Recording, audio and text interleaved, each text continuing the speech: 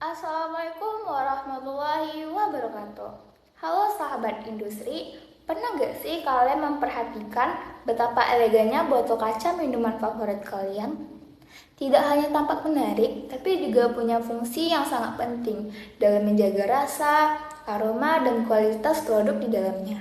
Nah, pada presentasi kali ini, kami dari kelompok satu akan membahas tentang packaging kaca, mulai dari sejarah, proses pembuatannya, hingga alasan kenapa bahan ini masih bertahan di tengah kemajuan kemasan plastik dan logam. Baik, terima kasih kepada moderator. Pada kesempatan ini, saya akan memulai penjelasan mengenai sejarah perkembangan kemasan, khususnya pada masa awal hingga abad pertengahan. Pada zaman prasejarah, manusia menggunakan bahan-bahan alami sebagai kemasan. Beberapa contohnya seperti daun, kulit kayu, serta tanah liat. Fungsi kemasan pada masa ini masih sangat sederhana, yaitu sebagai wadah dan pelindung makanan. Pada masa ini, kemasan belum memperhatikan bentuk, desain, maupun keindahan.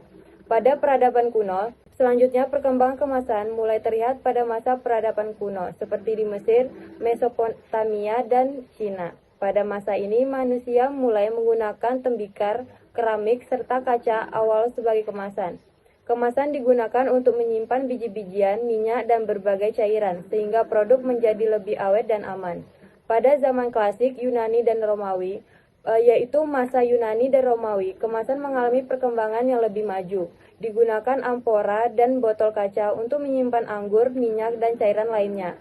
Selain sebagai wadah, kemasan juga berperan penting dalam pendukung perdagangan antar wilayah karena lebih kuat dan mudah dipindahkan.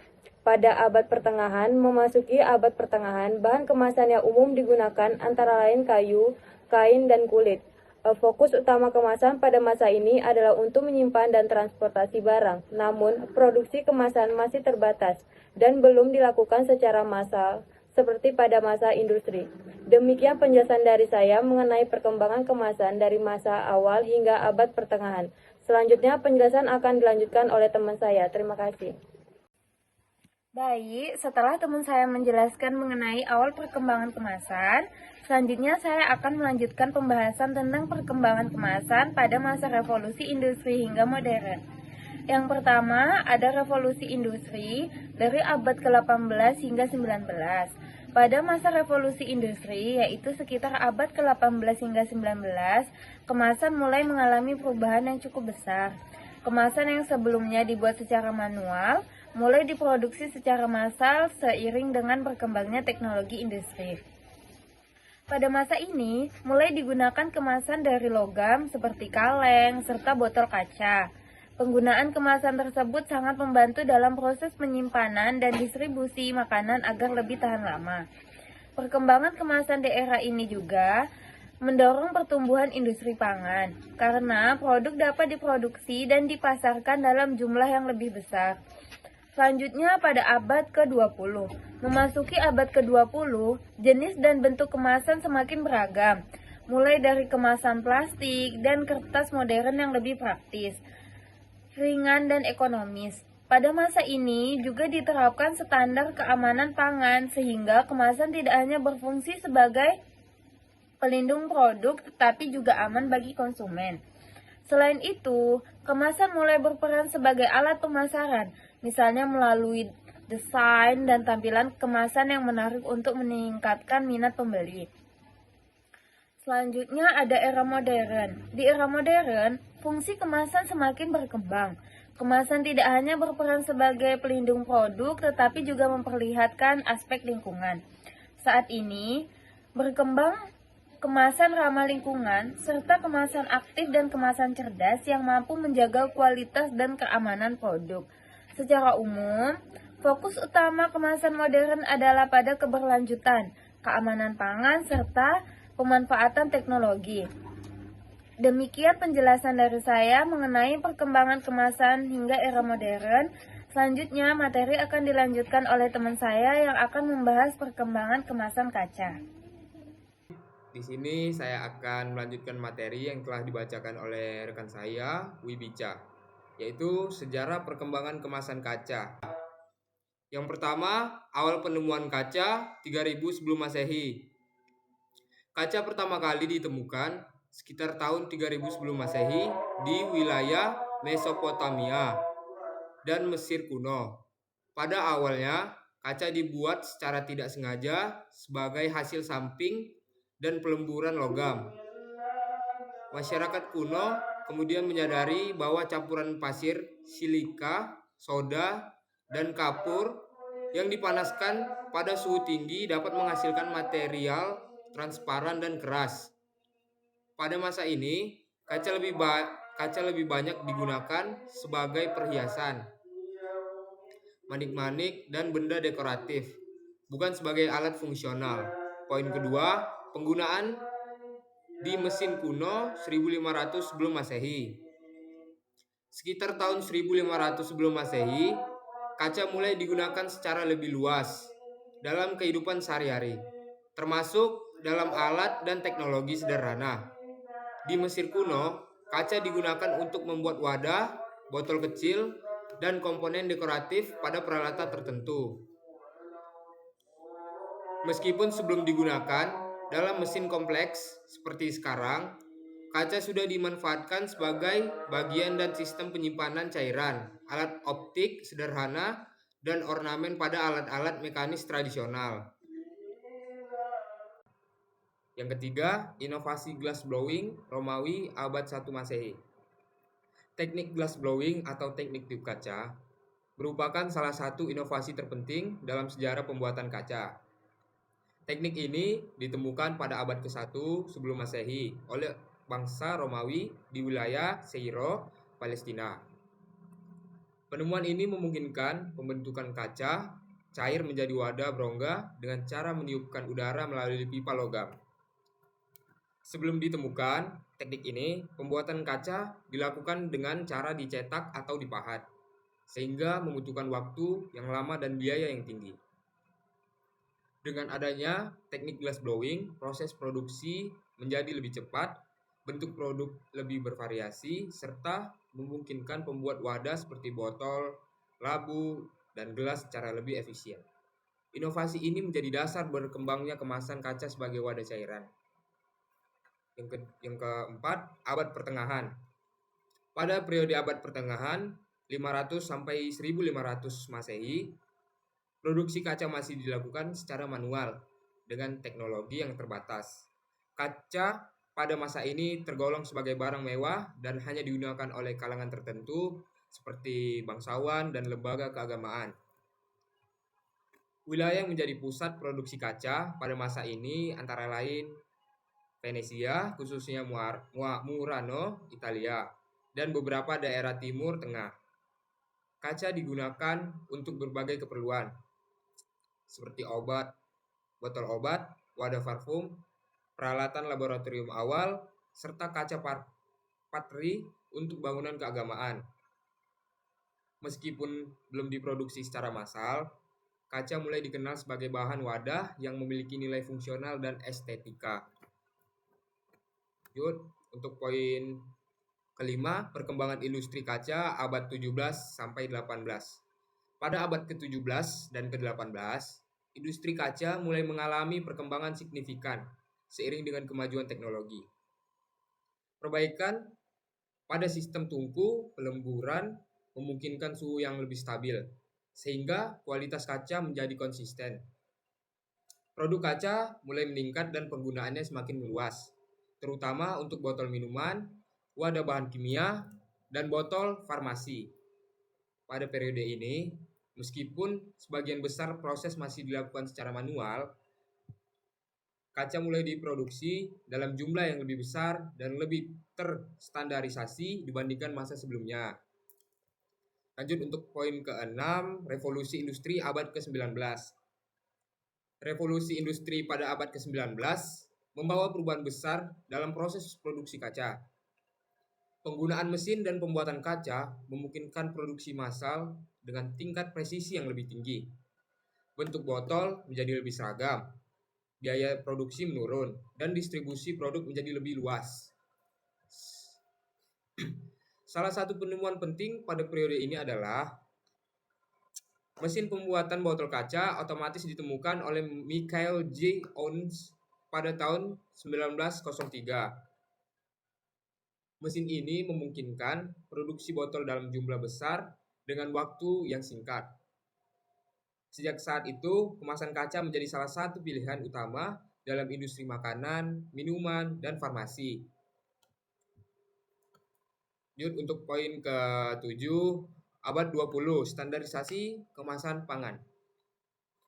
Pada abad ke-20, kemasan tidak hanya berfungsi sebagai wadah, tetapi juga sebagai alat untuk menjamin keamanan pangan dan kemudahan distribusi. Standarisasi mulai diterapkan pada berbagai aspek kemasan, seperti ukuran botol, jenis penutup, pelabelan, serta informasi produk.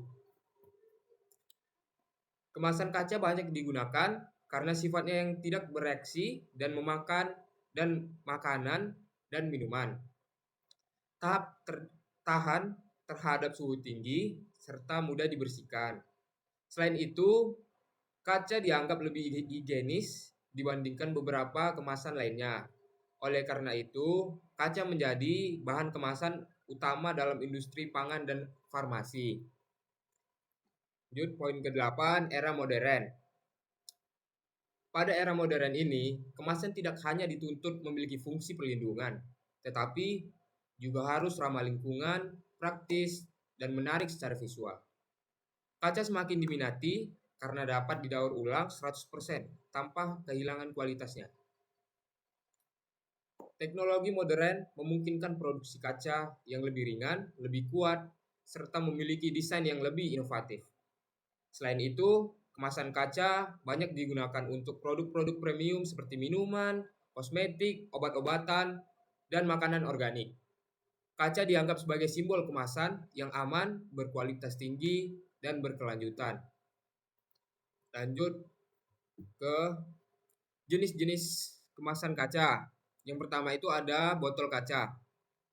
Botol kaca digunakan untuk produk cairan atau semi cairan karena kedap udara dan tidak bereaksi dengan isi. Contohnya minuman, saus, kecap, sirup, minyak, parfum, dan obat cair.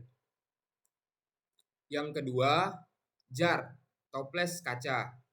Berbentuk silinder atau bulat dengan mulut lebar sehingga mudah diisi dan dibuka. Contoh ialah selai, madu, kopi, bumbu, dan makanan bayi. Yang ketiga, ampul kaca. Berukuran kecil dan tertutup rapat, biasanya hanya untuk sekali pakai.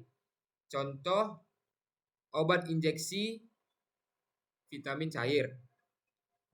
Yang keempat, vial kaca. Mirip ampul tetapi memiliki penutup karet atau tutup ulir sehingga bisa digunakan lebih dengan sekali. Contoh, vaksin, obat cair, farmasi. Materi selanjutnya akan dibacakan oleh rekan saya, Tania.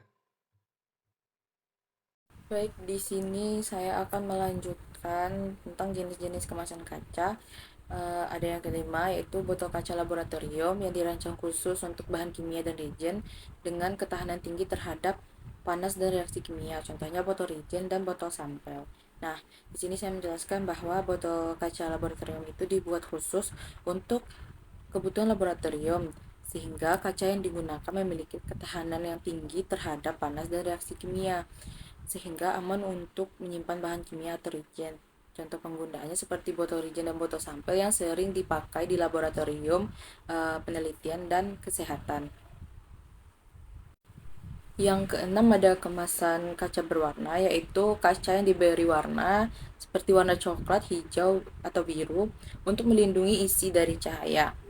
Contohnya obat-obatan, bir, wine, minyak esensial.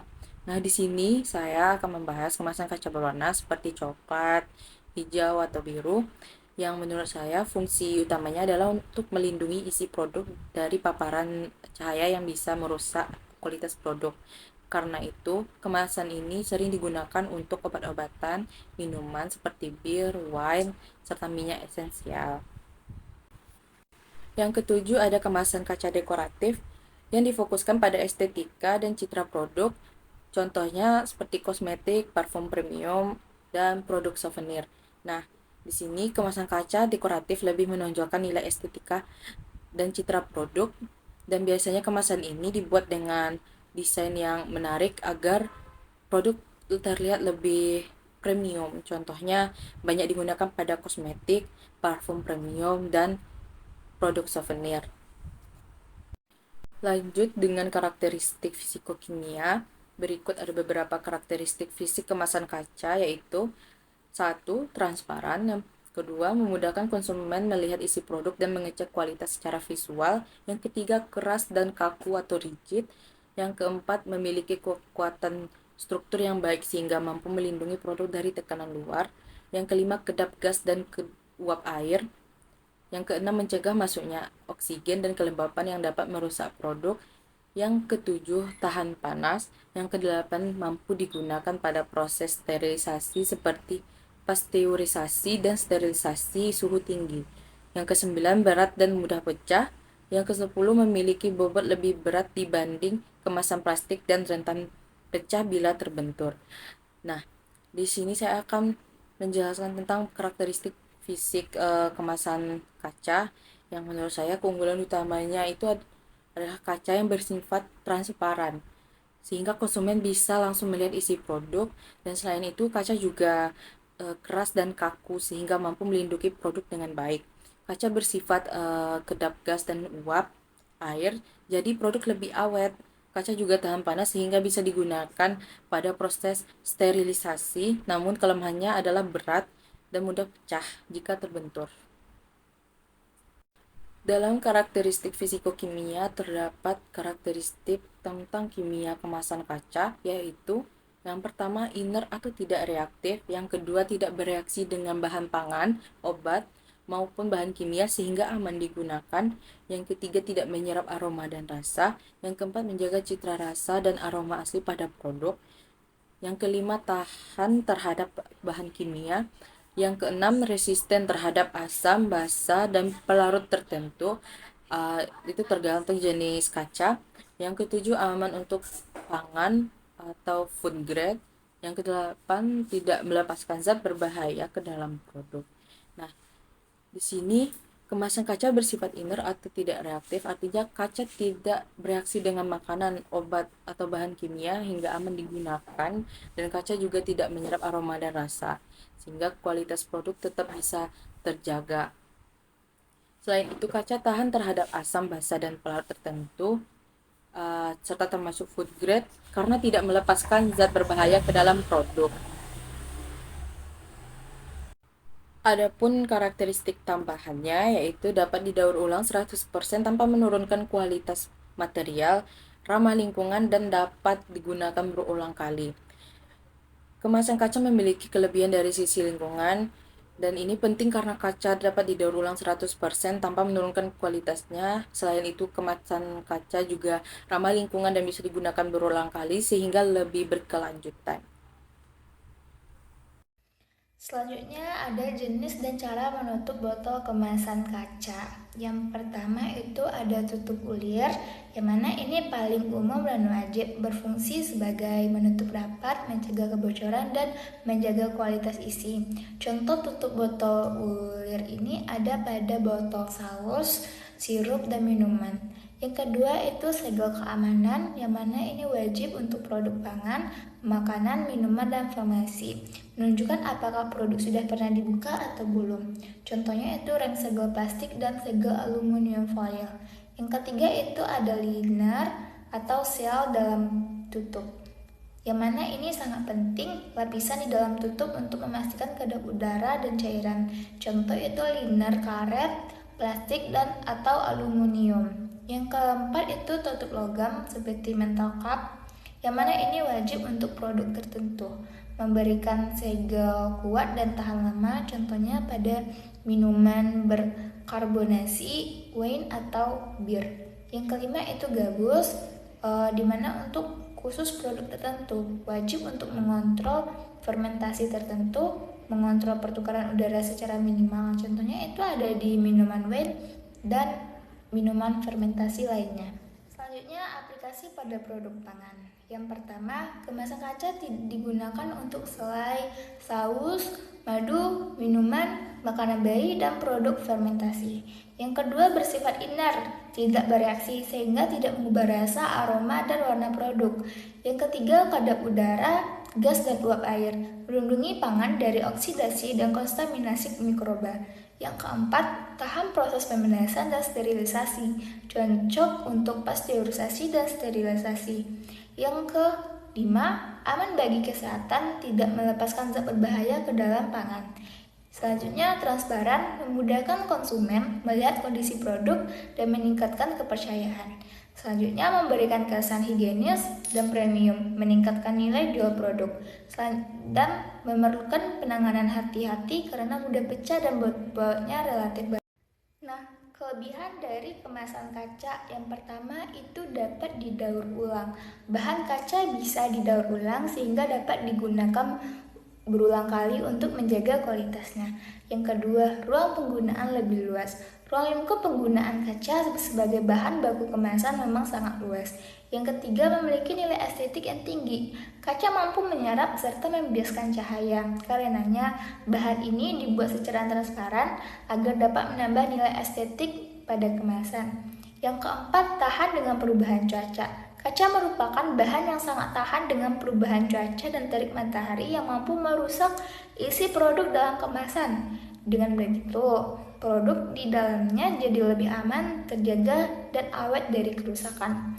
Yang kelima, bisa digunakan berulang kali.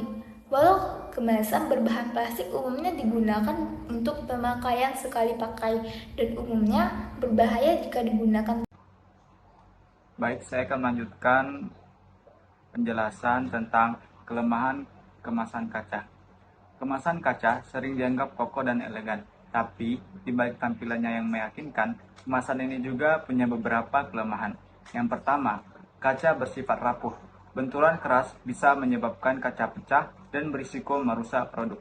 Yang kedua, beratnya lebih tinggi dibandingkan kemasan lain seperti plastik, kertas, sehingga biaya distribusi bisa meningkat. Yang ketiga, kemasan kaca tidak fleksibel, bentuknya kaku dan kurang praktis untuk kebutuhan tertentu. Selain itu, tidak semua jenis kaca dapat didaur ulang.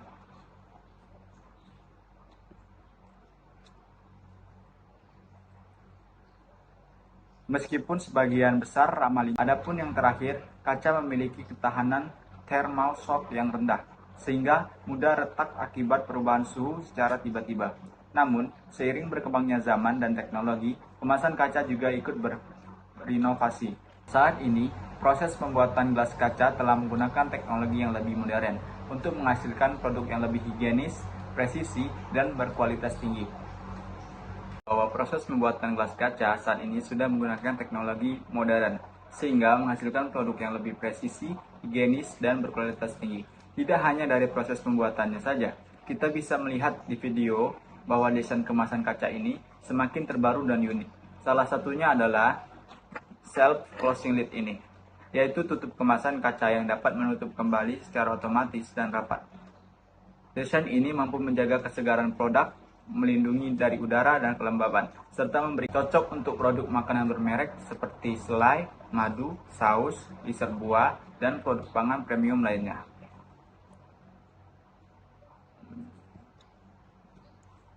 Selain itu, hadir pula dengan desain portable juice tumbler yang menggabungkan fungsi dan estetika. Dengan desain transparan modern, tutup ergonomis anti tumpah, serta bentuk yang ringan. Kemasan ini tidak hanya praktis, tetapi juga menjadi bagian dari gaya hidup modern. Dengan berbagai inovasi tersebut, bisa kita lihat bahwa kemasan kaca tidak hanya berfungsi sebagai pelindung produk, tapi melainkan juga meningkatkan nilai jual dan daya tarik konsumen. Nah, sekian presentasi dari kami tentang packaging kaca. Semoga informasi yang kami berikan dapat memberikan gambaran yang sangat jelas tentang fungsi, keunggulan, dan tantangan dalam memakai kemasan kaca. Kami ucapkan terima kasih. Assalamualaikum warahmatullahi wabarakatuh.